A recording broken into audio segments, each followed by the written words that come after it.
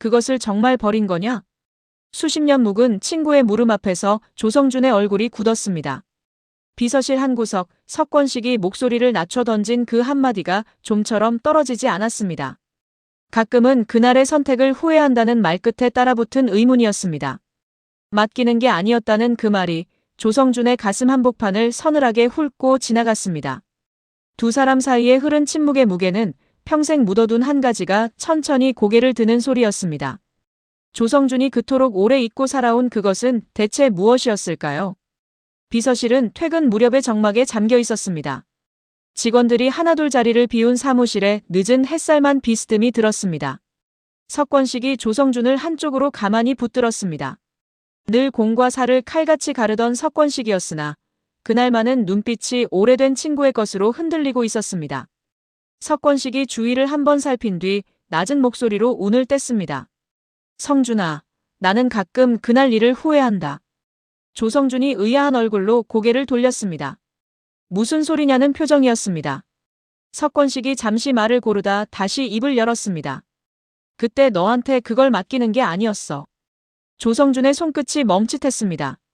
무엇을 말하는지 단번에 와닿지는 않았으나 가슴 어딘가가 묵직하게 내려앉았습니다. 오래전 어느 밤 친구가 무언가를 자신의 손에 쥐어주던 흐릿한 장면이 아주 잠깐 스쳤습니다. 석권식이 한 발 다가서며 조심스레 물었습니다. 그거 정말 버린 거냐? 조성준은 답을 입에 올리지 못했습니다. 버렸다고도 간직했다고도 말할 수 없는 자리에 그가 서 있었기 때문입니다. 사실 그것이 무엇이었는지조차 가물가물했습니다. 석권식이 그 표정을 읽고는 입을 다물었습니다. 친구의 얼굴에 옅은 그늘이 스쳤습니다. 무언가 더 말하려다 끝내 삼키는 기색이었습니다. 두 사람 사이로 수십 년이 통째로 가라앉은 듯한 침묵이 흘렀습니다. 누구도 먼저 그 침묵을 깨지 못했습니다. 석권식이 마침내 조성준의 어깨를 한 번 두드렸습니다. 잘 생각해봐. 꼭. 그 말만 남기고 석권식은 자리를 떴습니다. 조성준은 떠나는 친구의 등을 멍하니 바라보았습니다. 평소 같으면 무슨 일이냐 붙들고 물었을 텐데 그날따라 입이 떨어지지 않았습니다. 친구의 그 무거운 눈빛이 차마 가벼이 캐물을 수 없게 만들었기 때문입니다. 조성준은 천천히 제 책상으로 돌아와 앉았습니다. 정리하던 서류가 손에 잡히지 않았습니다. 후회한다는 말, 맡기는 게 아니었다는 말, 그리고 정말 버린 거냐는 그 물음이 머릿속에서 빙빙 돌았습니다. 대체 그날이 언제였는지 자신이 무엇을 받았는지조차 또렷이 떠오르지 않으니 가슴만 답답했습니다. 분명 친구와 자신 사이에 무언가 묵직한 약속이 있었던 것만은 틀림없었습니다. 다만 그 약속의 내용이 세월에 묻혀 흐려진 것이었습니다. 창밖으로 저녁 어스름이 비서실 바닥까지 길게 밀려들었습니다. 조성준은 끝내 굳은 얼굴을 풀지 못한 채 친구가 사라진 문 쪽을 오래도록 바라보았습니다. 가슴 한구석에서 잊고 살던 무언가가 천천히 깨어나는 듯 했습니다. 그 무언가가 무엇인지 조성준은 아직 알지 못했습니다. 다만 친구의 그 한마디가 평온하던 일상에 작은 돌 하나를 던진 것만은 분명했습니다. 그 돌이 일으킨 파문이 어디까지 번질지 그 순간에 조성준은 짐작조차 할 수 없었습니다. 퇴근길의 거리는 어둑했습니다. 조성준은 석권식이 던진 물음을 곱씹으며 무거운 걸음을 옮겼습니다. 그것이 무엇이었는지조차 한참 동안 또렷이 떠오르지 않았습니다. 분명 무언가를 받아두었던 기억은 있었으나 손에 잡히지 않는 안개처럼 흐릿하기만 했습니다. 조성준이 혼잣말처럼 중얼거렸습니다. 맡았던 게 뭐였더라. 발걸음이 점점 느려졌습니다. 잊고 살아온 세월이 너무 길었던 탓이었습니다. 그러다 문득 오래전 친구가 봉투 하나를 건네며 당부하던 장면이 어렴풋이 되살아났습니다. 그저 잘 간수해달라고만 했던, 안에 무엇이 들었는지조차 묻지 못했던 그 봉투였습니다. 친구는 그날 평소답지 않게 손을 떨었습니다. 조성준은 영문도 모른 채 그 봉투를 받아들었고 이내 일상에 묻혀 까맣게 잊고 살았습니다. 조성준은 멈춰서서 가만히 이마를 짚었습니다. 그것을 어디에 두었는지 아무리 더듬어도 떠오르지 않았습니다. 버린 기억은 분명 없었습니다. 함부로 내다버릴 물건이 아니라는 것만은 또렷했습니다. 그러나 간직해둔 자리도 떠오르지 않으니 가슴 한구석이 까닭없이 서늘해졌습니다. 가로등 아래로 길게 늘어진 제 그림자를 내려다보며 조성주는 깊은 한숨을 내쉬었습니다. 친구가 그토록 무겁게 후회한다던 그날의 일이 단순한 부탁만은 아니었음을 이제야 짐작했습니다. 잊고 살았던 한 가지가 마음 깊은 데서 천천히 고개를 들었습니다. 집으로 향하는 골목 끝에서 조성주는 다시 걸음을 재촉했습니다. 마음 한편에서는 그저 까맣게 잊고 살았으면 좋았을 일이라는 생각도 들었습니다. 그러나 친구가 그토록 후회한다며 꺼낸 말을 못 들은 척 묻어둘 수는 없었습니다. 평생 공과 사를 칼같이 가르며 살아온 석권식이었습니다. 그런 친구가 사사로운 후회를 입에 올렸다는 것 자체가 그만큼 무거운 일이라는 뜻이었습니다. 조성주는 오랜 세월 친구와 쌓아온 정을 떠올렸습니다. 고교 시절부터 한자리에서 늙어온 사이였습니다. 그런 친구의 부탁이었으니 자신은 그것을 반드시 지켜냈어야 했습니다. 그런데 그 물건의 행방조차 모르고 있으니 조성주는 스스로가 한심하게 느껴졌습니다. 오늘 밤은 그것의 행방을 반드시 찾아야겠다고 조성주는 마음을 단단히 다잡았습니다. 어둠 속에서 그의 표정이 차츰 굳어갔습니다. 그러나 한편으로는 그것을 찾는 일이 어쩌면 묻어둔 판도라의 상자를 여는 일은 아닐까 하는 불길한 예감도 함께 들었습니다. 친구가 후회한다고 했으니 그 안에 든 것은 결코 가벼운 것일 수 없었습니다. 조성주는 그 예감을 애써 떨치며 집 대문을 밀었습니다. 불 꺼진 집안이 유난히 어둡게 느껴졌습니다. 조성주는 신을 벗으며 안방 쪽을 살폈습니다. 아내는 이미 잠든 듯 기척이 없었습니다. 조성주는 차마 아내를 깨우지 못하고 거실 한 구석에 가만히 앉았습니다. 친구의 물음이 또다시 머릿속을 맴돌았습니다. 그것을 정말 버린 거냐는 그 한마디가 밤이 깊을수록 더욱 또렷하게 되살아났습니다. 같은 시각 조은혜는 제 방에 앉아 며칠 전 일을 자꾸만 떠올렸습니다. 어머니의 장롱 깊숙한 곳에서 우연히 보았던 물건들이 눈앞에 어른거렸습니다. 깨진 분갑과 색바랜 펜던트 목걸이였습니다. 그 곁에는 5살적 자신이 깨뜨려 호되게 야단맞았던 물건까지 함께 놓여 있었습니다. 조은혜가 혼잣말을 흘렸습니다. 엄마는 저런 걸 왜 아직까지 끌어안고 계실까? 어머니 강연자가 평생 버리지 못한 물건들이 한자리에 모여있다는 사실이 새삼 이상하게 다가왔습니다. 깨진 분갑은 거울도 다 떨어져 나가 쓸모가 없었습니다. 펜던트는 색이발에 누구의 것인지조차 가늠하기 어려웠습니다. 그런데도 어머니는 그 장롱만은 누구의 손길도 닿지 못하게 막아왔습니다. 조은혜는 어린 시절을 천천히 더듬었습니다. 그 물건을 잘못 건드렸다가 어머니에게 그토록 매섭게 혼났던 기억이 지금 와 생각하면 어딘가 과하게 느껴졌습니다. 늘 너그럽던 어머니가 유독 그 장롱 앞에서만은 다른 사람이 되었기 때문입니다. 평소에는 아이들이 무엇을 깨뜨려도 웃어넘기던 분이었습니다.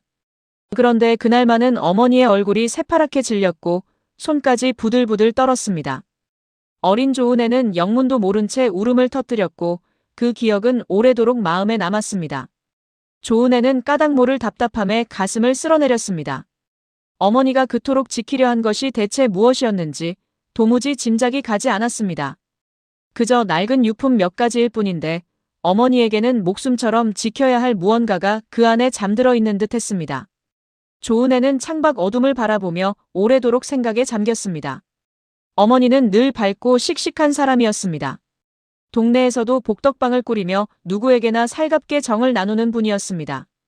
그런 어머니에게도 누구에게도 보이지 못한 어두운 구석이 있었던 것입니다. 조은혜는 문득 어린 시절 들었던 어머니의 옛 이야기를 떠올렸습니다. 어머니는 가끔 자신은 어릴 적 어머니 손을 놓치고 길을 잃은 아이였다고 말하곤 했습니다. 그 이야기를 할 때면 늘 눈빛이 멀어졌고 더는 묻지 못하게 황급히 말을 거두었습니다. 그 멀어지던 눈빛과 장롱 앞에서 새파랗게 질리던 얼굴이 어쩐지 한 가닥으로 이어지는 듯 했습니다. 조은혜는 가슴이 묵직해졌습니다. 어쩌면 어머니가 평생 입 밖에 내지 않은 비밀이 그 장롱 안에 함께 숨어 있는지도 모를 일이었습니다. 조은혜는 그 생각을 떨치려 애썼으나 한 번 든 의심은 좀처럼 사라지지 않았습니다. 다음에 어머니가 집을 비우면 한 번쯤 그 장롱을 제대로 들여다봐야겠다는 생각이 들었습니다. 그러나 이내 고개를 저었습니다. 어머니가 그토록 지켜온 자리를 함부로 헤집는 것은 도리가 아니었기 때문입니다. 조은혜는 복잡한 마음으로 이불을 끌어당겼습니다. 어머니의 어두운 구석을 알게 된 것이 어쩐지 마음을 무겁게 짓눌렀습니다. 밤이 깊어갔습니다.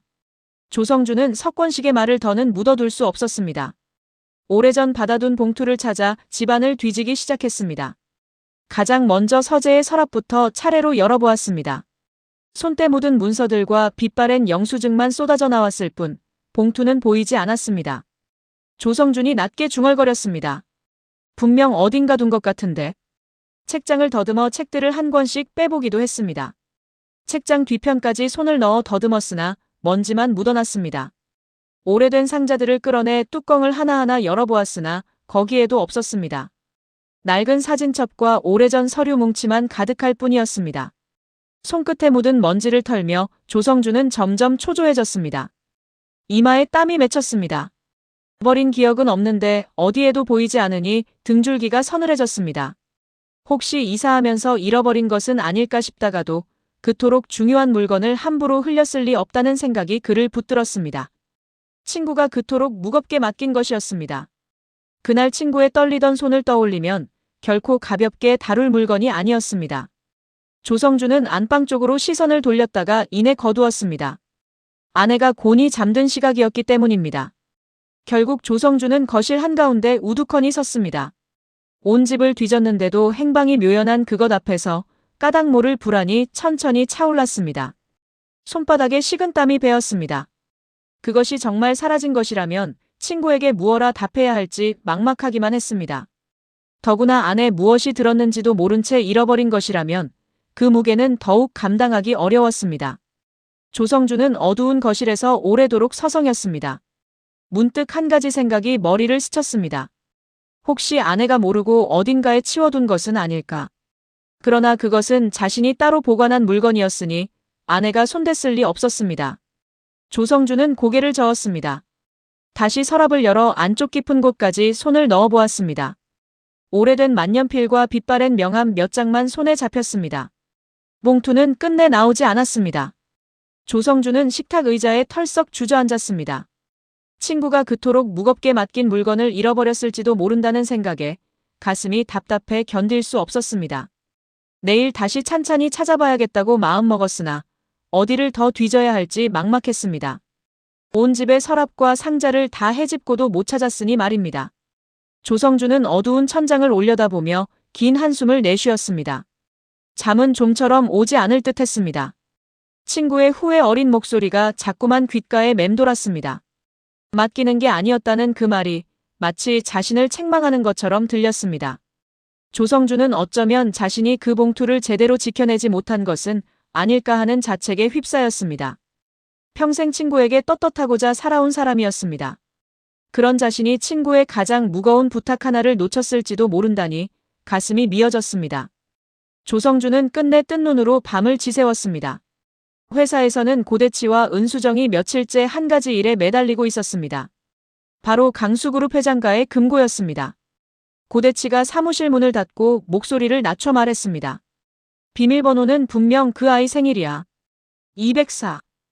은수정이 눈을 빛내며 고개를 끄덕였습니다. 강연자의 생일이 2월 4일이라는 것을 알아낸 뒤로 두 사람은 그 숫자가 곧 금고의 열쇠라 굳게 믿고 있었습니다. 은수정이 들뜬 목소리로 속삭였습니다. 이번 주말이에요. 회장님 내외가 나들이를 가시면 그때. 고대치가 손가락을 꼽으며 그날만을 기다렸습니다. 회장 내외를 집 밖으로 내보낼 주말 나들이 일정을 손에 쥐고 두 사람은 마음이 급해졌습니다. 은수정이 초조한 얼굴로 덧붙였습니다. 만약 그 안에 정말 그의 흔적이 있으면 재산이 통째로 넘어갈 수도 있어요. 고대치의 얼굴도 굳었습니다. 두 사람에게 그 금고는 단순한 호기심의 문제가 아니었습니다. 그러던 차에 복도 저편에서 이영화의 그림자가 다가왔습니다. 은수정이 화들짝 놀라 황급히 얼굴을 돌렸습니다. 마침 책상에 놓여있던 모자를 눌러쓰고 선글라스까지 꺼내 쓰는 촌극을 벌였습니다. 행여 제 표정이 들킬까봐 안절부절 못한 탓이었습니다. 죄지은 사람처럼 가슴이 두근거린 까닭이었습니다. 고대치가 어이없다는 듯 은수정의 옆구리를 슬쩍 찔렀습니다. 당신, 그게 더 수상해 보여. 은수정이 그제야 멋쩍게 선글라스를 벗었습니다. 다행히 이영화는 다른 일에 마음이 가 있는 듯 두 사람을 지나쳐갔습니다. 은수정이 가슴을 쓸어내리며 안도의 숨을 내쉬었습니다. 고대치가 낮게 한마디를 보탰습니다. 주말까지 입 조심해. 절대 티내지 말고. 은수정이 모자를 벗어내려놓으며 입맛을 다셨습니다. 그 금고만 열면 모든 게 확실해질 텐데. 고대치가 고개를 끄덕였습니다. 두 사람은 회장이 그토록 애지중지 지켜온 금고 안에 분명 회장가의 가장 큰 비밀이 잠들어 있으리라 믿었습니다. 그리고 그 비밀이 밝혀지는 순간 자신들의 자리가 흔들릴지도 모른다는 불안이 두 사람을 더욱 조급하게 만들었습니다.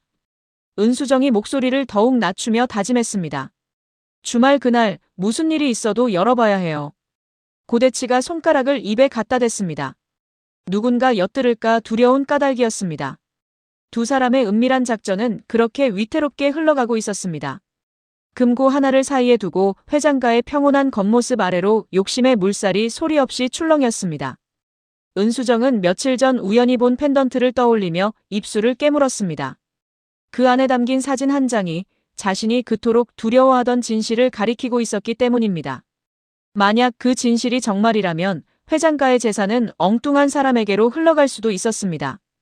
은수정은 그 일만은 어떻게든 막아야 한다고 마음먹었습니다. 그러나 그 조급함이 오히려 일을 그르칠 수 있다는 것을 은수정은 미처 알지 못했습니다. 조성주는 끝내 강연자에게 예니를 털어놓기로 했습니다. 혼자 끌어안고 있기에는 가슴이 너무 답답했기 때문입니다. 다음 날 저녁 조성준이 조심스레 입을 열었습니다. 여보, 사실은 오래전에 친구한테서 봉투 하나를 맡아뒀어. 강연자가 설거지하던 손을 멈추고 돌아보았습니다. 조성준이 말을 이었습니다. 그게 분명 이 집 어딘가에 있을 텐데 아무리 찾아도 안 보여. 강연자는 처음엔 대수롭지 않게 들었습니다. 행주로 손을 닦으며 무심히 답했습니다. 잘 찾아보면 나오겠지. 뭘 그렇게 안절부절 못해요. 그러나 남편의 얼굴을 가만히 들여다보니 예사일이 아니었습니다. 평소 묻어나던 조성준의 이마에 식은땀이 맺혀 있었습니다. 눈빛에는 좀처럼 보기 힘든 초조함이 가득했습니다.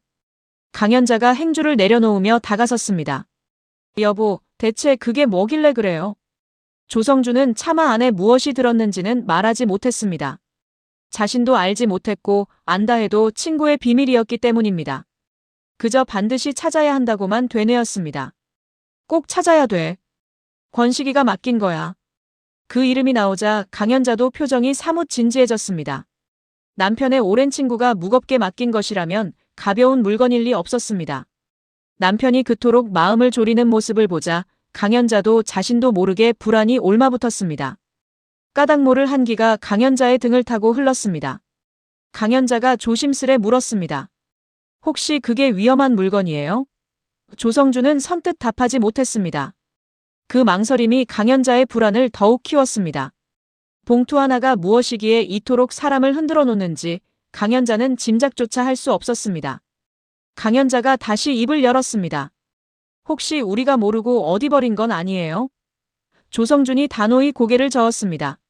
그럴 리 없어. 그건 내가 따로 깊이 보관해 둔 거야.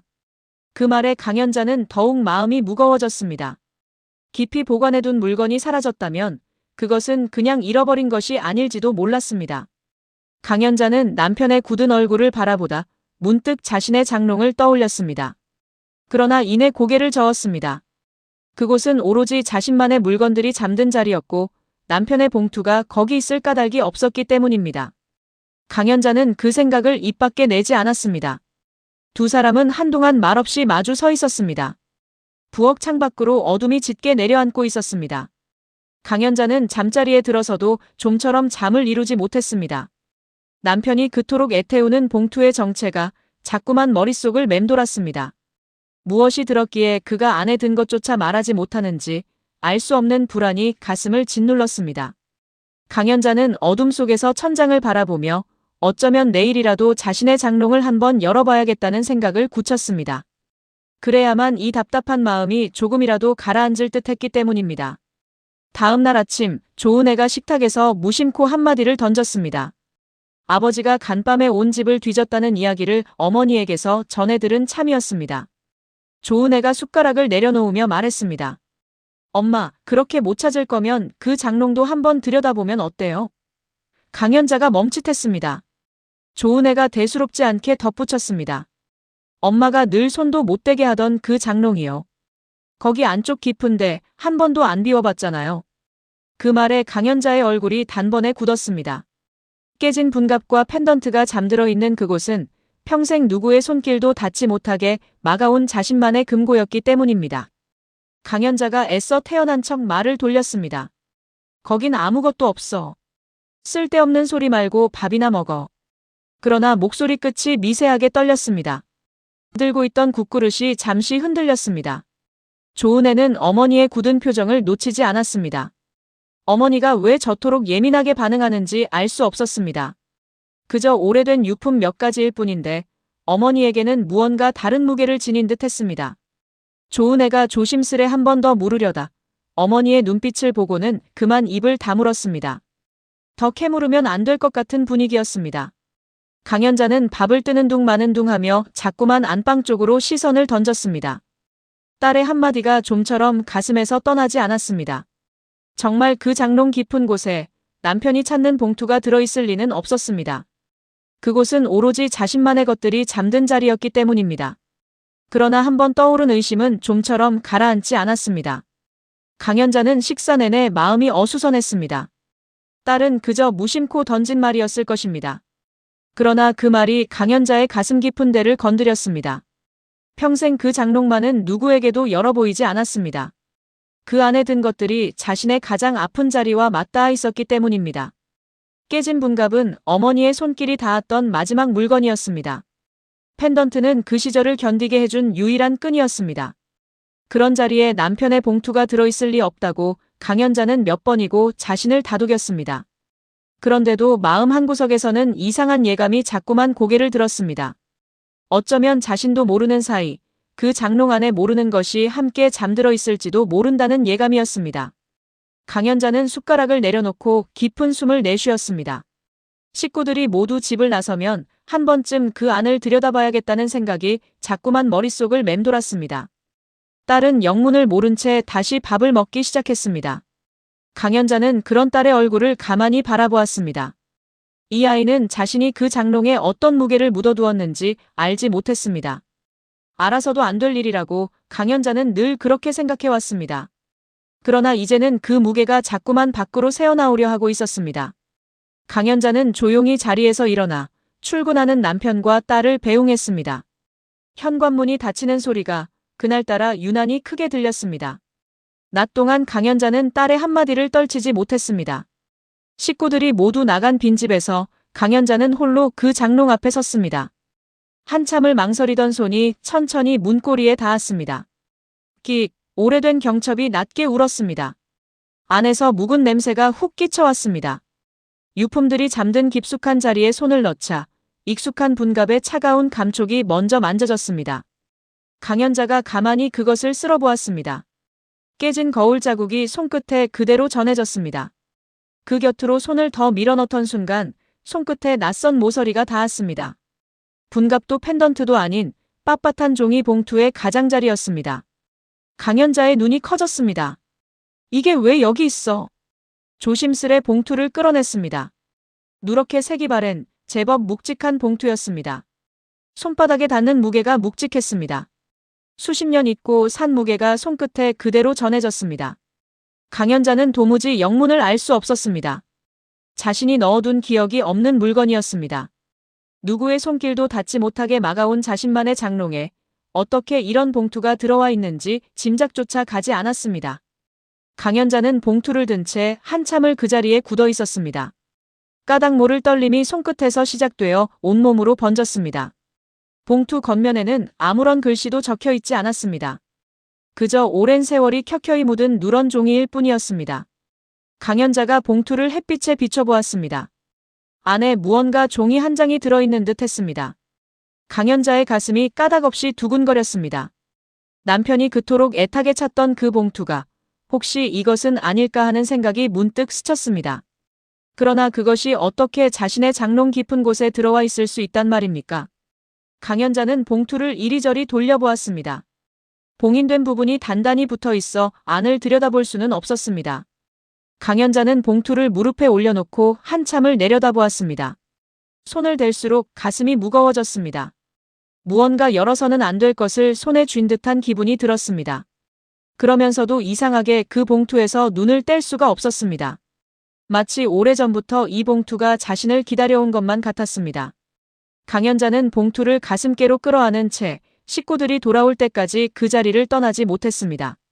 창으로 들어오던 햇살이 차츰 기울어갔습니다.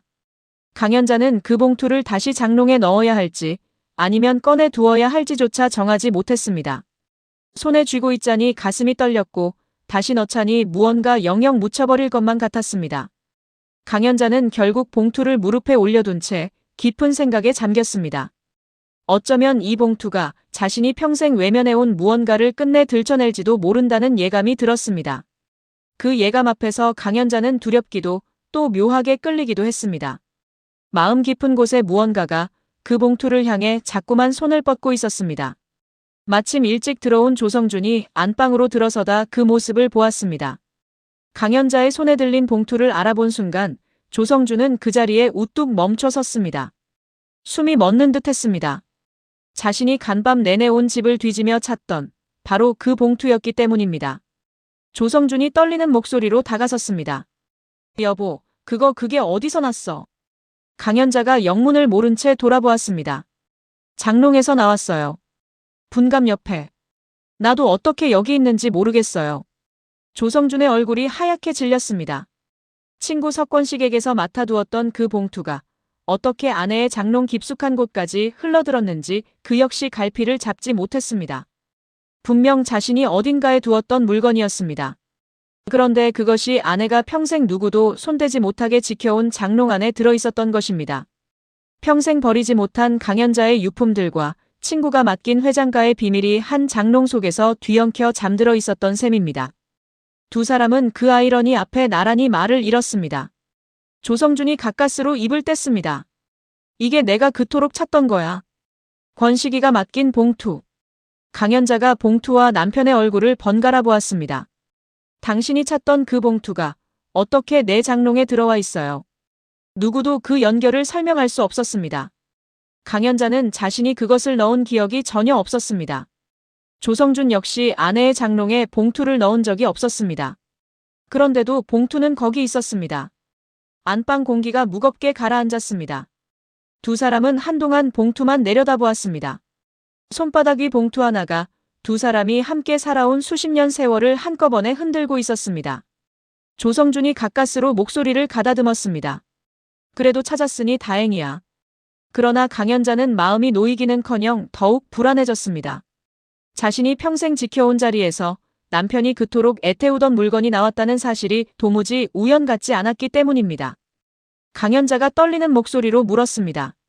여보, 이 봉투 대체 안에 뭐가 들었어요? 조성준은 차마 답하지 못했습니다. 자신도 알지 못했기 때문입니다. 그 무지가 두 사람을 더욱 불안하게 만들었습니다. 무언가 거대한 우연이 혹은 우연이 아닌 무언가가 두 사람의 삶을 한 점으로 끌어당기고 있는 듯 했습니다. 안방의 정막 속에서 두 사람의 심장만 거세게 뛰고 있었습니다. 조성준은 봉투를 받아들어 가만히 살펴보았습니다. 분명 자신이 오래전 친구에게서 받은 그 봉투가 틀림없었습니다.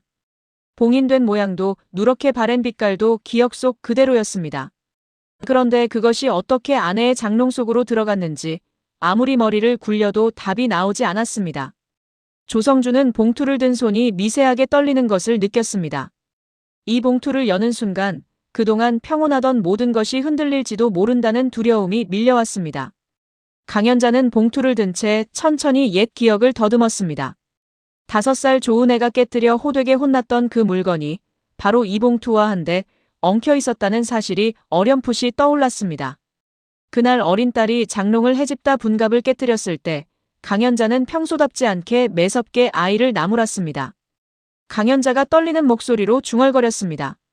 그때 내가 그렇게 화를 낸 게 단순히 깨진 분갑 때문만은 아니었습니다. 그 곁에 함께 든 봉투까지 어린 손에 망가질까 본능처럼 막아선 일이었음을 강연자는 이제야 깨달았습니다.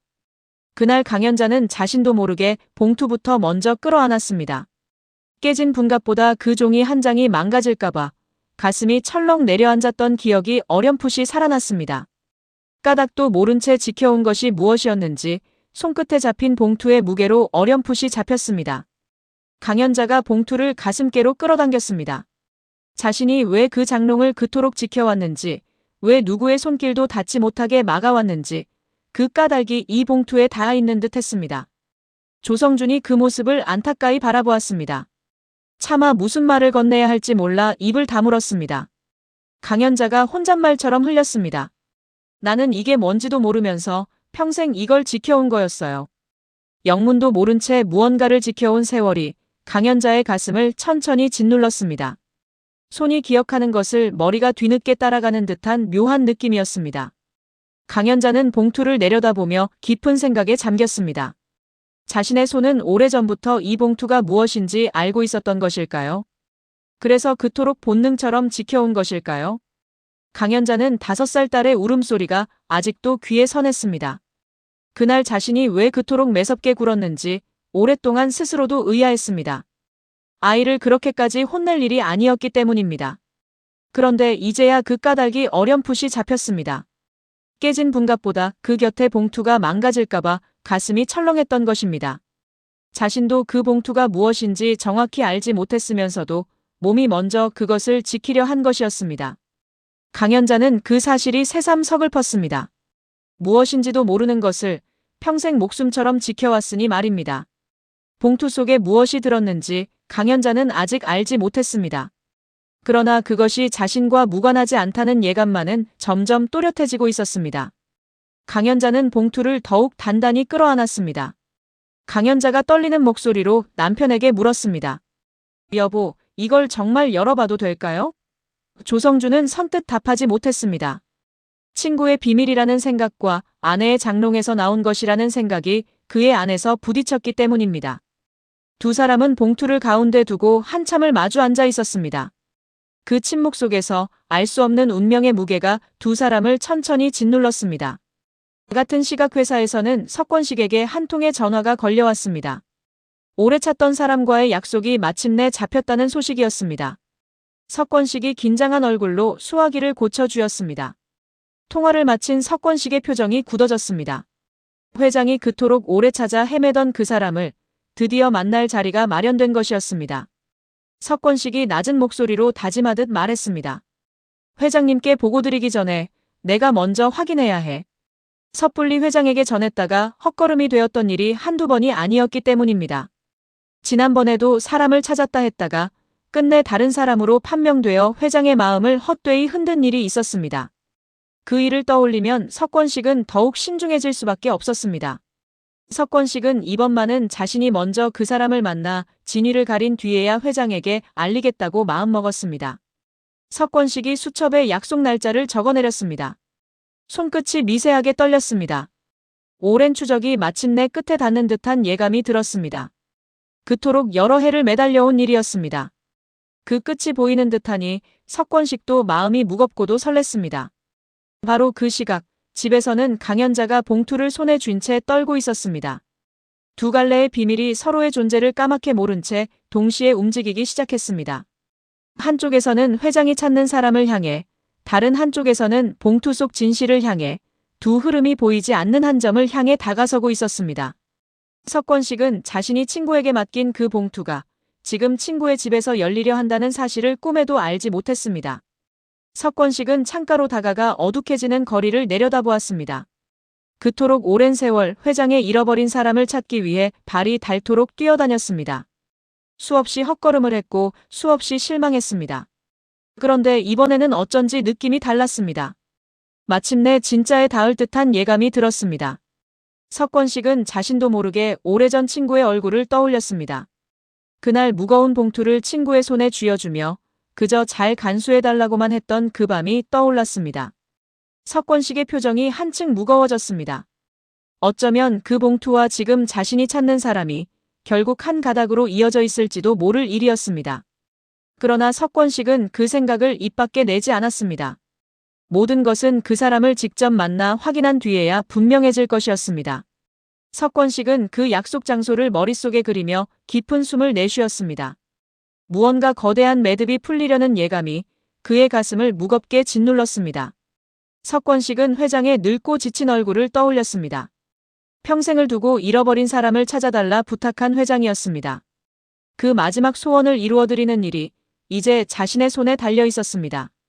석권식은 책상 서랍을 열어 오래도록 간직해온 낡은 서류 한 묶음을 꺼내보았습니다.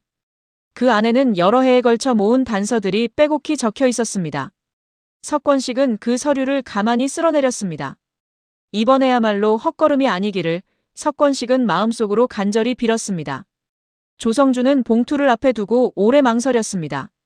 친구의 비밀이 담긴 것이니 함부로 손대선 안 된다는 마음이 그를 붙들었습니다. 조성준이 무겁게 입을 열었습니다. 이건 권식이가 맡긴 거야. 내가 함부로 열 물건이 아니야.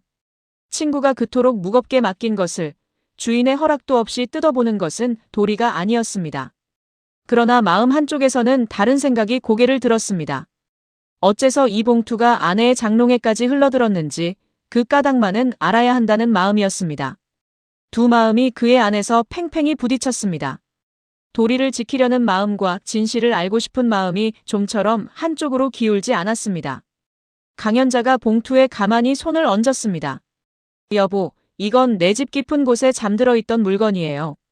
강연자의 목소리가 단단했습니다. 내가 평생 지켜온 자리에서 나온 거라면 나도 이걸 알 권리가 있어요. 조성준이 아내를 바라보았습니다. 강연자의 눈빛에는 흔들림과 단호함이 함께 담겨 있었습니다. 평생 까닭도 모른 채 무언가를 지켜온 사람의 절박함이 그 안에 있었습니다. 조성준은 차마 그 손을 막지 못했습니다. 친구의 비밀과 아내의 권리 사이에서 조성준은 끝내 갈피를 잡지 못했습니다. 그가 낮게 물었습니다. 정말 열어봐도 괜찮겠어? 강연자가 천천히 고개를 끄덕였습니다. 봉투 위에 두 사람의 손이 잠시 함께 머물렀습니다.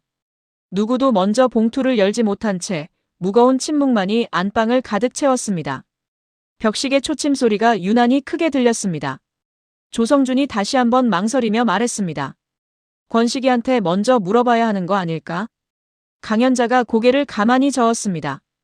그분께 묻기 전에 우리가 먼저 알아야 해요. 이게 왜 내 장롱에 있었는지. 조성준은 아내의 말에 더는 반박하지 못했습니다. 아내의 말이 옳았기 때문입니다. 이 봉투가 아내의 가장 깊은 자리에서 나온 이상, 그것은 더 이상 친구만의 비밀이 아니었습니다. 어쩌면 자신의 가족과도 깊이 얽힌 일일지 몰랐습니다. 조성준은 봉투를 든 아내의 손을 가만히 마주 잡았습니다. 무엇이 나오든 함께 감당하자는 뜻이었습니다. 강연자가 그 손길에 가만히 고개를 끄덕였습니다. 봉투 속에 잠든 것이 무엇이든 이제는 마주해야 할 때가 가까워지고 있었습니다. 두 사람은 깊은 숨을 들이쉬었습니다. 조성준은 봉투에 봉인된 끝을 손끝으로 더듬었습니다. 이 한 장의 종이를 사이에 두고 친구의 비밀과 아내의 뿌리가 맞닿아 있을지도 모른다는 생각이 그를 망설이게 했습니다. 그러나 더는 물러설 수 없었습니다. 강연자의 손이 자신의 손 위에 가만히 포개졌습니다. 그 따뜻한 무게가 조성준의 망설임을 천천히 녹였습니다. 두 사람은 서로의 눈을 들여다보았습니다. 무엇이 나오든 함께 견디자는 말이 그 눈빛 속에 오갔습니다. 강연자가 끝내 봉투를 열었습니다. 떨리는 손으로 봉인을 뜯자 안에서 누렇게 바랜 종이 한 장이 나왔습니다. 누군가의 출생과 뿌리를 적은 오래된 기록이었습니다. 강연자가 종이를 조심스레 펼쳐들었습니다. 빛바랜 글자들이 흐릿하게 늘어서 있었습니다. 강연자는 글자를 한자 한자 더듬어 읽어내려갔습니다. 어느 아이가 언제 어디서 났는지, 어떤 길을 거쳐 흘러갔는지를 적은 기록이었습니다. 한 아이가 영문도 모른 채 먼 곳으로 보내졌다가 어딘가에서 다시 길을 잃었다는 사연이 거기 담겨 있었습니다. 읽어내려가던 강연자의 손이 점점 떨려왔습니다. 종이에 적힌 사연이 어쩐지 낯설지 않았기 때문입니다. 강연자가 숨을 삼키며 중얼거렸습니다. 이게 어디서 본 것 같은데? 조성준이 곁에서 종이를 함께 들여다보다 미간을 좁혔습니다. 무심코 펼친 종이가 왜 이토록 낯익은지 처음엔 강연자 자신도 알지 못했습니다. 종이 위 글자들이 어린 시절 어디선가 들었던 이야기와 겹쳐졌다 흩어지기를 거듭했습니다. 강연자의 가슴이 점점 빠르게 뛰었습니다. 종이에 적힌 그 아이의 길이 자신이 어렴풋이 기억하는 제 어린 날의 길과 자꾸만 포개졌습니다. 강연자가 종이를 든 손을 가슴께로 천천히 끌어당겼습니다. 가슴 깊은 데서 까닭 모를 울렁임이 일었습니다. 무언가 잊고 살았던 기억이 빛바랜 종이를 타고 조금씩 되살아나려는 듯 했습니다. 강연자는 종이에서 눈을 떼지 못했습니다. 조성준이 조심스레 아내를 살폈습니다. 여보, 괜찮아? 강연자는 대답하지 못했습니다. 그저 떨리는 손으로 종이를 더욱 가까이 끌어당길 뿐이었습니다. 종이 위 한 줄 한 줄이 마치 자신을 향해 적힌 것만 같았습니다. 강연자는 어린 시절을 더듬었습니다. 어머니의 손을 놓치고 낯선 곳에 홀로 남겨졌던 그 막막함이 흐릿한 안개 너머에서 천천히 되살아났습니다. 누군가 자신을 데려갔고 또 누군가는 자신을 두고 떠났습니다. 그 어지러운 기억의 조각들이 종이에 적힌 사연과 하나둘 맞물리기 시작했습니다. 강연자의 입술이 파르르 떨렸습니다. 평생 안개 속에 묻어둔 어린 날이 빛바랜 글자들을 따라 서서히 또렷해지고 있었습니다. 강연자는 그 또렷함이 두려웠습니다. 그러면서도 차마 종이에서 손을 뗄 수 없었습니다. 마침내 마주하게 될 진실이 바로 이 종이 안에 잠들어 있는 듯 했기 때문입니다. 강연자는 종이를 든 채 가만히 눈을 감았습니다. 어머니라 부를 사람의 얼굴은 끝내 떠오르지 않았습니다. 그저 따뜻한 손길과 어느 날 갑자기 끊겨버린 그 온기만이 어렴풋이 남아있을 뿐이었습니다.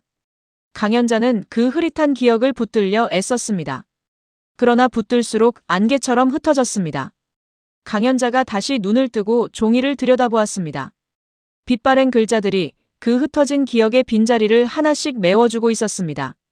조은혜가 어느새 곁으로 다가와 함께 종이를 들여다보았습니다. 부모님의 굳은 얼굴에 무슨 일인가 싶어 발걸음을 한참이었습니다. 종이에 적힌 글자를 따라 읽어내려가던 조은혜가 문득 숨을 삼켰습니다. 거기 적힌 사연이 어머니가 평생 가슴에 묻고 살아온 이야기와 어딘가 닮아 있었기 때문입니다.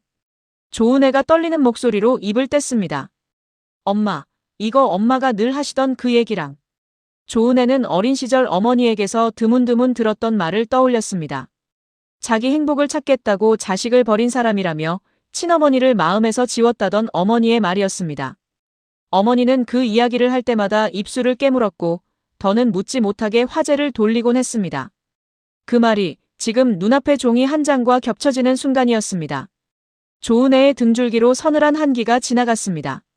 어딘가에 버려져 길을 잃은 한 아이의 사연이 어머니가 평생 묻고 살아온 그 상처와 어쩌면 같은 것일지도 모른다는 생각이 들었습니다. 강연자도 딸의 말에 손끝이 굳었습니다. 종이에 적힌 어느 아이의 사연이 자신이 평생 외면해온 제 어린 날과 자꾸만 포개졌습니다. 조은혜가 조심스레 어머니의 얼굴을 살폈습니다.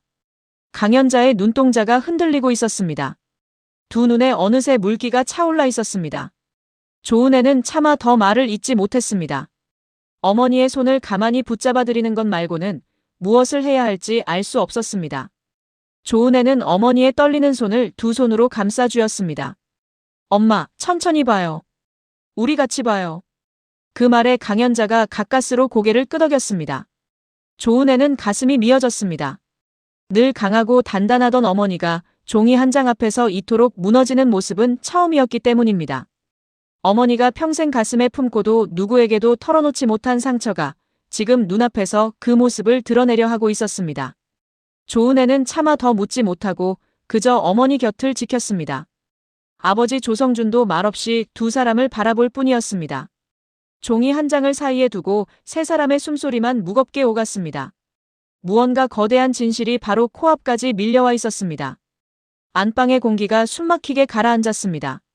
조은혜는 어머니가 늘 자기 행복을 찾아 떠난 사람이라며 친어머니를 모질게 깎아내리던 모습을 떠올렸습니다. 그토록 매섭게 미워하던 그 마음이 어쩌면 너무 깊은 그리움의 다른 얼굴이었는지도 몰랐습니다. 조은혜는 그제야 어머니의 오랜 상처가 어디서 비롯된 것인지 어렴풋이 알 것 같았습니다. 조은혜의 눈에도 눈물이 차올랐습니다. 어머니가 평생 홀로 짊어져온 무게가 이제야 식구들 앞에 그 모습을 드러내고 있었습니다. 강연자는 종이에서 자신의 흔적을 천천히 읽어냈습니다. 어린 시절 영문도 모른 채 어딘가에 버려져 누군가를 하염없이 기다리던 그 아이의 모습이 떠올랐습니다. 강연자가 떨리는 목소리로 입을 뗐습니다. 이 종이에 적힌 아이가 나 같아요. 종이 속에 뿌리를 적힌 아이가 자신과 다르지 않다는 사실이 서서히 또렷해졌습니다. 종이에 적힌 길과 자신이 어렴풋이 기억하는 어린 날의 길이 하나로 이어지는 듯 했습니다. 강연자는 평생 친어머니를 죽은 사람이라 못 받고 살아왔습니다. 자기 행복을 찾겠다고 자식을 버린 사람이라며 가슴에서 지워버린 지 오래였습니다. 그 사람을 떠올리는 것조차 스스로에게 금하며 살아왔습니다. 그런데 정작 자신은 제 뿌리를 적은 이 종이를 수십 년 동안 장롱 깊숙이 끌어안고 살아온 셈이었습니다. 강연자의 손끝이 종이 위 글자를 천천히 쓸어내렸습니다. 미워하며 외면해온 세월과 참아버리지 못하고 지켜온 세월이 한 종이 위에서 맞부딪혔습니다. 입으로는 죽은 사람이라 했으면서 손으로는 그 흔적을 지켜온 것입니다. 조은혜가 곁에서 어머니의 어깨를 가만히 감쌌습니다. 엄마. 강연자는 그 부름에도 종이에서 눈을 떼지 못했습니다. 죽은 사람이라 여겼던 제 뿌리가 빛바랜 종이 한 장으로 눈앞에 되살아나고 있었습니다. 강연자의 두 눈에서 천천히 눈물이 흘러내렸습니다. 외면할 수도 끌어안을 수도 없는 진실이 손안에 놓여 있었습니다. 강연자가 가까스로 한마디를 흘렸습니다. 내가 그렇게 미워했던 게 결국 나 자신이었어. 그 말이 안방의 공기를 무겁게 짓눌렀습니다. 평생 자신을 버린 사람을 원망하며 살아왔는데 그 원망의 끝에 결국 자기 자신이 서 있었던 것입니다. 강연자는 어린 자신을 떠올렸습니다. 낯선 곳에 홀로 남겨져 누군가 데리러 오기만을 하염없이 기다리던 아이였습니다. 그 아이가 자라 어른이 되도록 그 기다림은 한 번도 끝나지 않았습니다. 그래서 차마 그 흔적을 버리지 못한 것이었습니다. 버리면 그 아이를 영영 두 번 버리는 일이 될 것 같았기 때문입니다. 강연자의 눈물이 종이 위로 뚝 떨어졌습니다. 조성준이 아내의 떨리는 어깨를 가만히 받쳐주었습니다. 누구도 더는 말을 잇지 못했습니다. 강연자는 종이를 가슴에 품은 채 한참을 흐느꼈습니다. 평생 단단히 봉인해둔 마음의 자물쇠가 종이 한 장에 맥없이 풀려버린 것입니다. 죽은 사람이라 못 박아두면 그리워하지 않아도 될 줄 알았습니다. 미워하면 보고 싶지 않을 줄 알았습니다. 그러나 그 모든 것이 결국 자신을 속이는 일이었음을 강연자는 이제야 깨달았습니다. 강연자의 흐느낌이 어두워진 안방을 가득 채웠습니다. 조은혜가 어머니의 등을 가만히 쓸어내렸습니다. 무슨 말로도 위로가 되지 않을 것을 알기에 그저 곁을 지킬 뿐이었습니다. 강연자는 한참을 그렇게 울고 나서야 가까스로 숨을 골랐습니다. 평생 가둬둔 눈물이 종이 한 장에 그렇게 터져나온 것이었습니다. 강연자는 한참을 종이만 바라보았습니다. 버려야지 하면서도 평생 버리지 못한 분갑과 펜던트가 떠올랐습니다. 그 곁에 어쩌면 가장 버리고 싶었을 제 뿌리의 기록까지 제 손으로 지켜온 셈이었습니다. 강연자가 무너지듯 자리에 주저앉았습니다. 내가 이걸 왜 안 버렸을까? 미워하면서도 끝내놓지 못한 마음의 정체가 비로소 모습을 드러냈습니다. 강연자는 평생 자신을 버린 사람을 원망하며 살아왔습니다. 그 원망이 너무 깊어 마음 한구석을 늘 차갑게 얼려두었습니다. 그러나 마음 깊은 곳에서는 그 뿌리의 흔적만은 차마 내치지 못했던 것입니다. 깨진 분갑도 색바랜 펜던트도 이 종이도 모두 같은 까닭으로 그 장롱에 잠들어 있었습니다. 버리고 싶다는 마음과 버릴 수 없다는 마음이 평생 한 사람 안에서 끝없이 싸워온 것입니다. 강연자가 종이를 가슴에 끌어안았습니다. 조성준이 곁에 앉아 아내의 등을 가만히 쓸어주었습니다. 무슨 말로도 그 마음을 다 위로할 수 없음을 알기에 그저 곁을 지킬 뿐이었습니다. 강연자의 어깨가 잘게 떨렸습니다. 버리고 싶었으면서 끝까지 못 버렸어요. 미움과 그리움이 한 몸으로 뒤엉킨 세월이 종이 한 장에 고스란히 담겨 있었습니다. 강연자는 그 모순 앞에서 오래도록 흐느꼈습니다. 죽은 사람이라 단정짓고 외면해온 그 긴 세월이 실은 그리움을 견디기 위한 방패였는지도 모를 일이었습니다. 강연자는 분갑을 떠올렸습니다. 어머니의 화장대 위에 놓여있던 그 분갑은 어머니의 얼굴을 마지막으로 비춘 거울이었습니다. 펜던트는 어머니가 자신의 목에 걸어준 마지막 정표였습니다. 그리고 이 종이는 자신이 어디서 왔는지를 적은 단 하나의 증거였습니다. 모두가 자신의 뿌리를 가리키는 물건들이었습니다. 강연자는 평생 그것들을 한자리에 모아두고도 한 번도 정면으로 들여다보지 못했습니다. 들여다보는 순간 무너질 것을 알았기 때문입니다. 그러나 이제는 더 이상 외면할 수 없었습니다. 강연자가 종이를 가슴에 안은 채 흐느꼈습니다. 그 흐느낌에는 원망과 그리움, 죄책감과 슬픔이 한데 뒤엉켜 있었습니다. 평생 외면해온 마음이 비로소 제 모습을 드러내고 있었습니다. 조은혜도 어머니 곁에서 조용히 눈시울을 붉혔습니다. 안방에 깊은 슬픔이 내려앉았습니다.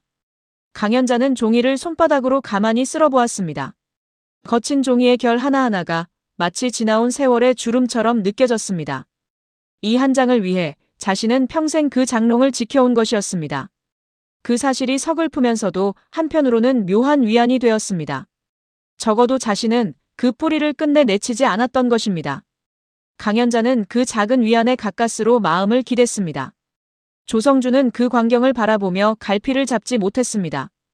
이 종이가 어쩌다 석권식의 손을 거쳐 자신에게 맡겨졌는지 도무지 알 수 없었습니다. 조성준이 낮은 목소리로 중얼거렸습니다.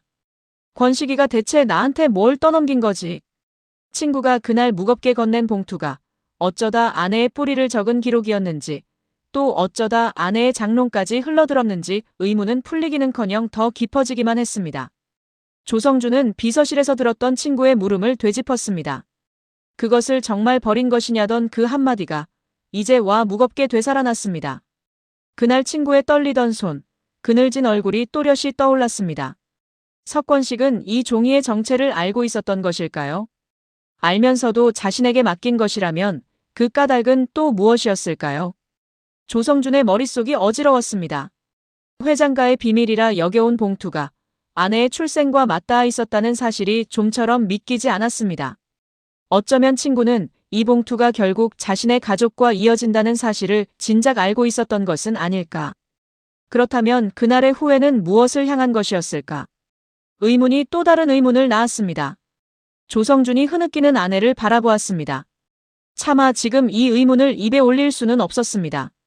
아내가 받은 충격이 너무 컸기 때문입니다. 그저 친구가 그날 무엇을 알고 있었는지 그 진실을 마주해야 할 때가 다가오고 있음을 직감할 뿐이었습니다. 조성준은 아내의 손을 가만히 잡았습니다. 손끝이 차갑게 식어 있었습니다. 조성준은 친구를 떠올렸습니다. 평생 회장가의 그늘에서 충직하게 살아온 사람이었습니다. 그런 친구가 어쩌다 이런 봉투를 자신에게 맡겼을까? 그리고 어쩌다 그것이 아내의 가장 깊은 자리에까지 닿게 되었을까? 조성준은 아무리 생각해도 그 연결의 고리를 찾을 수 없었습니다. 다만 한 가지는 분명했습니다. 이 봉투를 둘러싼 진실이 단순히 친구 한 사람의 비밀로 끝날 일이 아니라는 것이었습니다.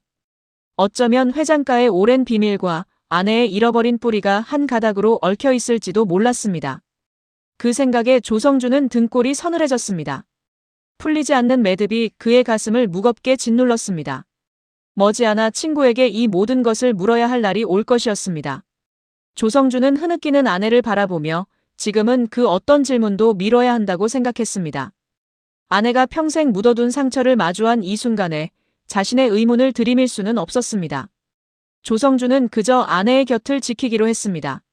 의문은 잠시 가슴에 묻어두기로 했습니다. 그러나 그 의문은 시간이 갈수록 더 무거워질 것이었습니다. 봉투를 둘러싼 진실의 실타래가 이제 막 풀리기 시작한 까닭이었습니다. 강연자는 종이를 다시 봉투에 넣으면서도 좀처럼 손을 놓지 못했습니다. 봉투를 쥔 손이 자꾸만 떨렸습니다. 강연자가 가만히 입을 열었습니다. 이 기록이 어디로 닿는지 나는 아직 모르겠어요. 종이 속 사연과 자신의 어린 날이 정말 한 줄기인지 아직은 무엇도 단정할 수 없었습니다. 닮았다는 것만으로 모든 것이 제 이야기라 믿어버리기에는 강연자도 두려움이 앞섰습니다. 만약 정말 제 뿌리라면 그동안 죽은 사람이라 못 박아온 그 모든 세월은 무엇이 되는지, 만약 아니라면 가슴 깊이 일렁이는 이 울렁임은 또 무엇인지, 어느 쪽이든 강연자는 두려웠습니다. 강연자가 봉투를 무릎 위에 올려놓고 한참을 내려다보았습니다. 평생 외면해온 자신의 출생을 이제는 정면으로 마주해야 할 때가 왔음을 강연자는 직감했습니다. 조성준이 조심스레 물었습니다. 여보, 괜찮겠어? 강연자가 천천히 고개를 끄덕였습니다. 확인해야겠어요. 더는 도망칠 수 없어요. 평생 죽은 사람이라 여기며 묻어둔 뿌리였습니다. 그러나 이제 그 뿌리가 종이 한 장으로 눈앞에 놓인 이상 강연자는 더 이상 외면할 수 없었습니다. 평생 등을 돌리고 살아온 자리에 이제는 정면으로 서야 했습니다. 강연자가 봉투를 두 손으로 꼭 감쌌습니다. 두려움과 결심이 가슴속에서 함께 일렁였습니다. 아직은 아무것도 확실하지 않았으나 마주해야 한다는 사실만은 또렷했습니다. 강연자는 길게 숨을 들이쉬었습니다. 그 들숨 끝에서 평생 미뤄온 한 걸음을 내딛겠다는 다짐이 천천히 자라났습니다. 강연자는 봉투를 다시 가슴에 품었습니다. 이 봉투가 정말 자신의 뿌리를 가리키는 것이라면 그 끝에서 무엇을 마주하게 될지 알 수 없었습니다. 자신을 두고 떠난 그 사람이 어디에 있는지, 살아있기는 한지 무엇 하나 분명하지 않았습니다. 그러나 강연자는 더 이상 모른 척 살 수 없었습니다. 평생 가슴에 품고도 외면해온 물음들에 이제는 답을 찾아야 할 때였습니다. 강연자가 천천히 자리에서 일어섰습니다. 무릎이 후들거렸으나 눈빛만은 전보다 단단했습니다. 조은혜가 그런 어머니를 말없이 지켜보았습니다.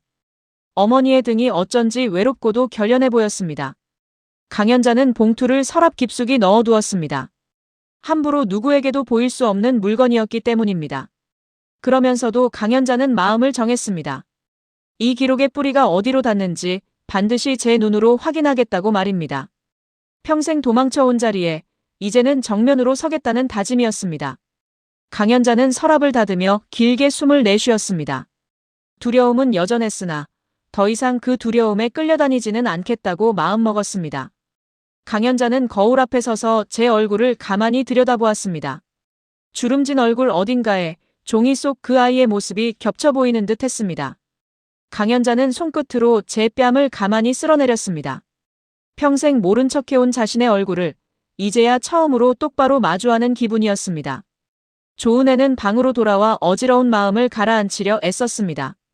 그러나 한번 일어선 생각은 좀처럼 가라앉지 않았습니다. 그러다 문득 며칠 전 일이 떠올랐습니다. 은수정이 어머니의 펜던트를 보고 황급히 달아났던 그 장면이었습니다. 조은혜가 미간을 좁히며 중얼거렸습니다. 그때 사모님이 왜 그렇게 놀랐을까? 그저 낡은 목걸이일 뿐인데 은수정은 마치 귀신이라도 본 사람처럼 얼굴이 굳었습니다. 회사에서 떠도는 알 수 없는 기류도 함께 떠올랐습니다. 고대치와 은수정이 무언가를 쉬쉬하며 분주히 움직이던 모습, 비서실 석권식의 묘하게 굳은 얼굴이 머릿속을 스쳤습니다.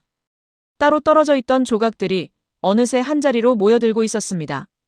장롱 속에서 나온 봉투와 어머니의 펜던트, 회장이 오래 찾는다는 누군가, 그리고 알 수 없는 물음들이 하나의 그림으로 모이려는 듯 했습니다.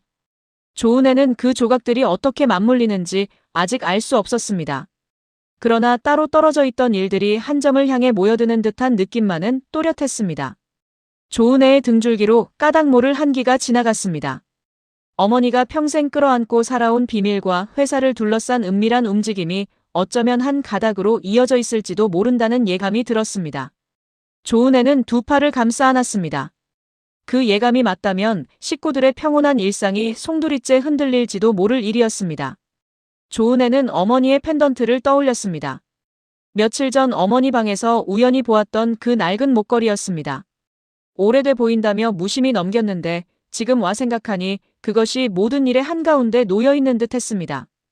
은수정이 그 펜던트를 보고 놀랐고 회사에서는 누군가를 애타게 찾고 있었습니다. 그리고 어머니의 장롱에서는 알 수 없는 봉투가 나왔습니다. 이 모든 일이 정말 따로 떨어진 우연일까? 조은혜는 자꾸만 고개를 가로저었습니다.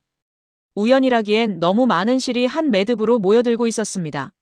무언가 거대한 진실이 식구들의 삶을 향해 천천히 다가오고 있었습니다.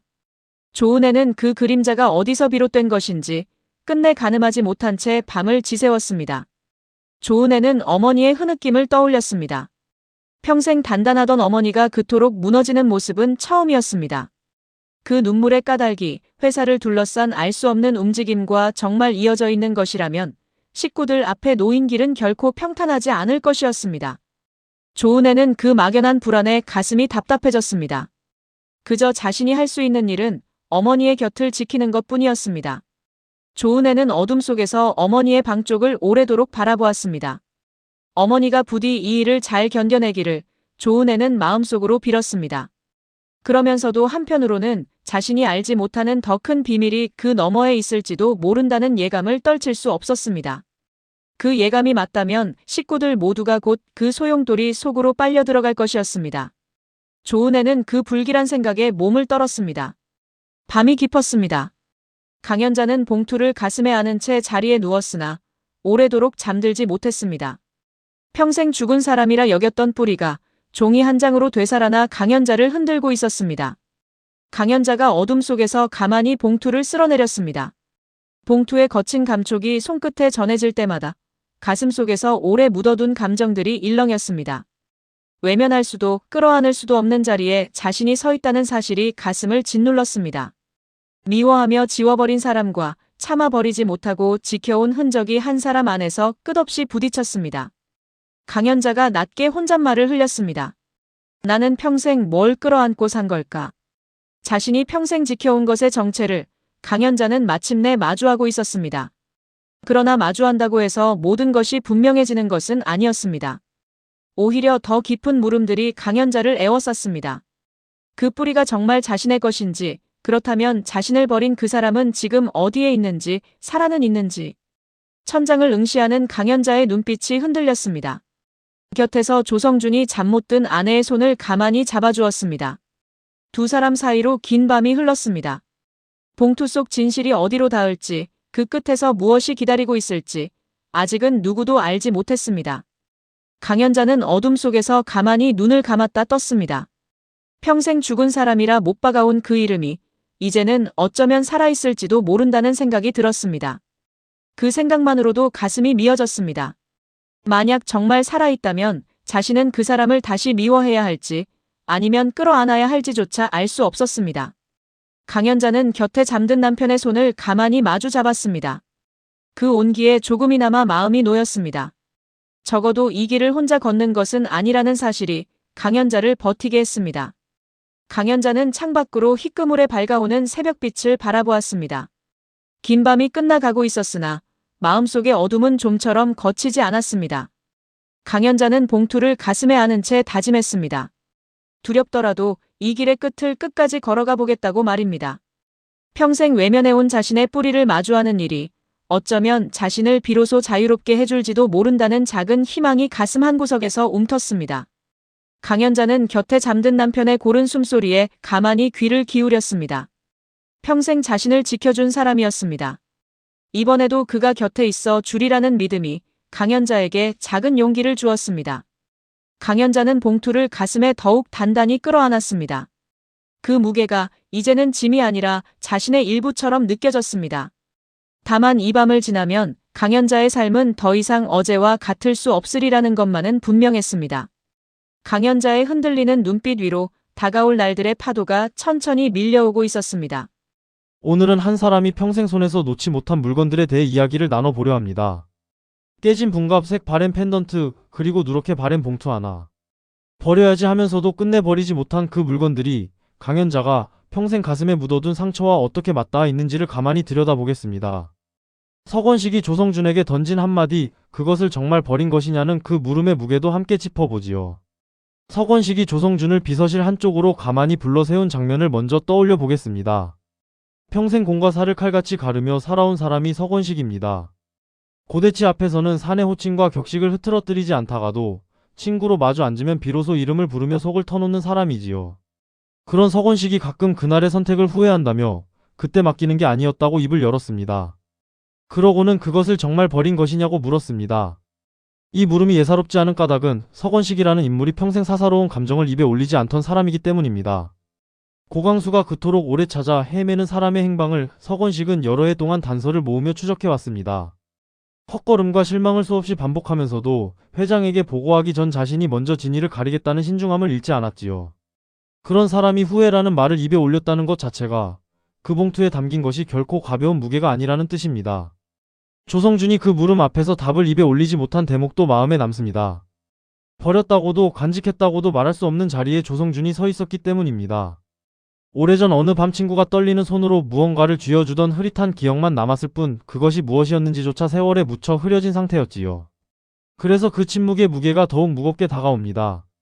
서로가 한 가지 진실을 사이에 두고도 그 진실의 정체를 아직 알지 못하는 두 사람의 모습이 거기 있었습니다.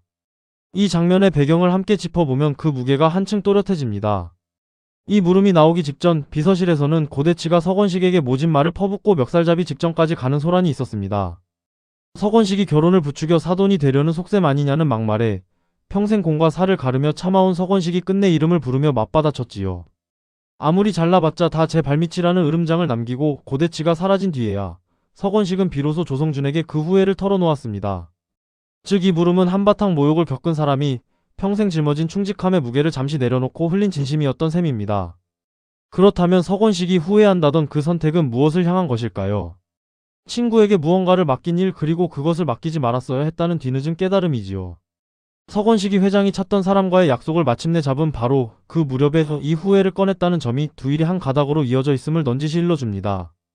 평생 추적해온 잃어버린 사람과 오래전 친구의 손에 떠넘긴 봉투가 결국 같은 매듭의 양 끝일지도 모른다는 예감, 바로 그 예감이 서건식의 목소리를 그토록 무겁게 가라앉힌 것이라 짐작해 볼 수 있습니다.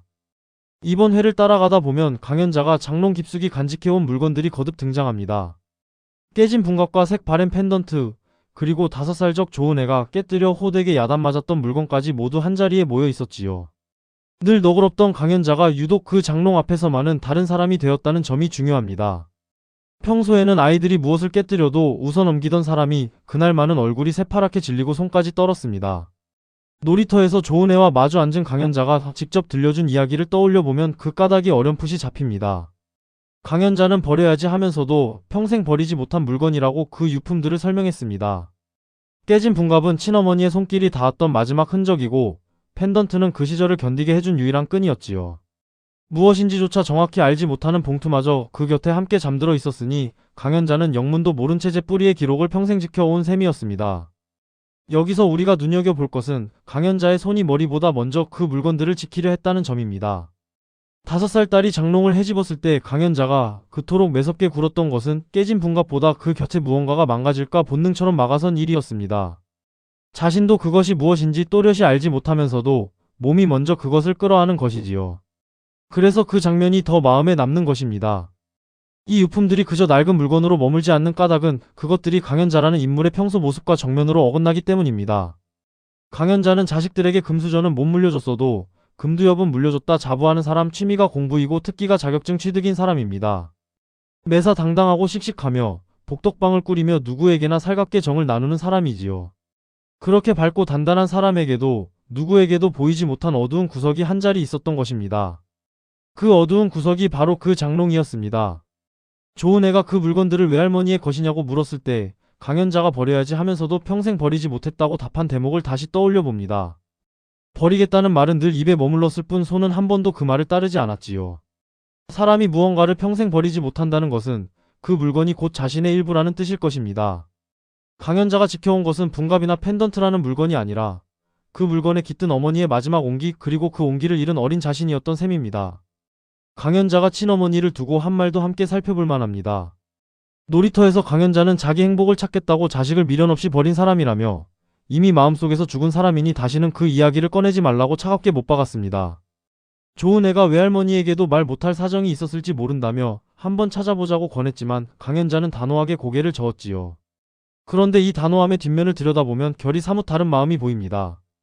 죽은 사람이라 못 박아두면 그리워하지 않아도 될 줄 알았고 미워하면 보고 싶지 않을 줄 알았던 것이지요. 입으로는 죽은 사람이라 했으면서 손으로는 그 흔적을 평생 지켜온 모순이 거기 있습니다. 미워하며 외면해온 세월과 참아 버리지 못하고 간직해온 세월이 한 사람 안에서 끝없이 부딪혀 온 것입니다. 강연자가 어린 시절을 회상하며 들려준 또 하나의 이야기도 잊을 수 없습니다.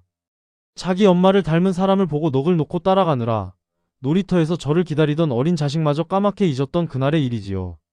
평생 자신을 버린 사람을 원망하며 살아온 강연자가 정작 한순간 제 어머니를 향한 그리움의 자식을 잊었다는 사실은 깊은 울림을 줍니다. 강연자가 그토록 매섭게 깎아내리던 그 마음이 어쩌면 너무 깊은 그리움의 다른 얼굴이었음을 짐작하게 하는 대목입니다. 이 상처가 어디까지 뻗어 있는지는 강연자가 며느리 천지선을 두고 보인 절박함에서도 드러납니다. 어린 조빈나가 홀로 옛집을 찾아갔다는 이야기를 듣고 강연자는 아직 숙려 기간이니 이혼을 되돌릴 수 있다며 당장 천지선을 만나러 가겠다고 나섰지요. 본인들이 내린 결정이라 말리는 조성준 앞에서 강연자는 영문도 모른 채 버려져 엄마가 데리러 오기만을 기다리던 제 어린 날을 절절하게 쏟아냈습니다. 한 달이 두 달이 되고 1년이 2년이 되도록 존재를 통째로 부정당한 채 살아온 그 심정은 겪어보지 않은 사람은 모른다는 절규였어요. 그런 상처는 자기 하나로 족하다며 무슨 수를 써서라도 천지선을 데려오겠다던 강연자의 모습은 제 손녀가 자신과 같은 길을 걷는 것만은 막고 싶다는 간절함이었습니다. 그러니 강연자가 친어머니를 죽은 사람이라 못 박은 것은 미움이라기보다 차라리 자기를 지키기 위한 방패에 가까웠던 셈입니다. 그리움을 인정하는 순간 무너질 것을 알았기에 그 감정의 죽음이라는 자물쇠를 채워둔 것이지요.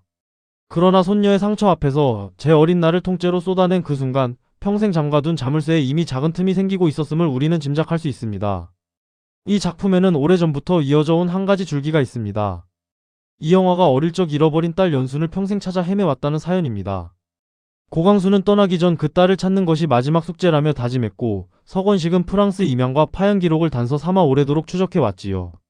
경찰서에서 만난 사람이 결정적인 흉터가 없어 동일인이 아닌 것으로 밝혀졌을 때 이영화가 나흘째 자리에서 일어나지 못할 만큼 무너졌던 일도 떠오릅니다. 여기서 분명히 짚어둘 것이 있습니다. 강연자가 이영화의 잃어버린 딸로 짐작되는 인물이기는 하나 강연자 본인도 이영화도 고강수도 아직 그 사실을 알지 못한다는 점입니다. 다만 강연자의 종아리에 남은 화상 흉터, 프랑스를 떠올리게 하는 불어 솜씨, 그리고 어릴 적 어머니를 잃고 길을 잃었다는 사연이 그 잃어버린 딸의 단서와 자꾸만 포개지는 것이지요. 강연자가 위로하던 도시락 인연으로 이영화와 가까워진 것도 알고 보면 그 거리가 좁혀지는 한 걸음이었습니다. 은수정과 고대치가 펜던트 속 이영화의 젊은 시절 사진을 확인하고서 강연자를 숨겨진 딸로 확신하기 시작한 흐름도 함께 봐야 합니다. 다만 이들의 확신 역시 객관적으로 확정된 것은 아니라는 점을 기억해 둘 필요가 있지요. 강연자가 평생 지켜온 펜던트와 이영화가 평생 찾아 헤맨 딸이 서로의 존재를 모른 채 같은 시간 위를 흘러가고 있다는 사실, 바로 그 점이 이번 흐름의 가장 묵직한 자리입니다. 여기서 강연자가 위로 한마디로 이영화를 일으켜 세웠던 장면을 다시 떠올려 봅니다. 잃어버린 사람을 끝내 만나지 못해 자리에 누운 이영화에게 강연자는 인연이 있으면 아무리 멀리 떨어져 있어도 결국 만나게 되어 있다고, 마주 보고도 알아보지 못하는 건 인연이 없는 사람들이라고 했지요. 이영화가 이토록 그리워하는 만큼 그 사람도 분명 만날 날을 기다리고 있을 거라던 그 말에 이영화는 거짓말처럼 기운을 차렸습니다. 정작 그 위로를 건넨 사람이 이영화가 평생 찾아 헤맨 바로 그 딸로 짐작되는 인물이라는 점에서 이 대목은 두 번 곱씹게 됩니다. 또 하나 눈여겨볼 것은 병원 앞에서 처음 두 사람이 만났을 때 강연자가 건넨 말입니다.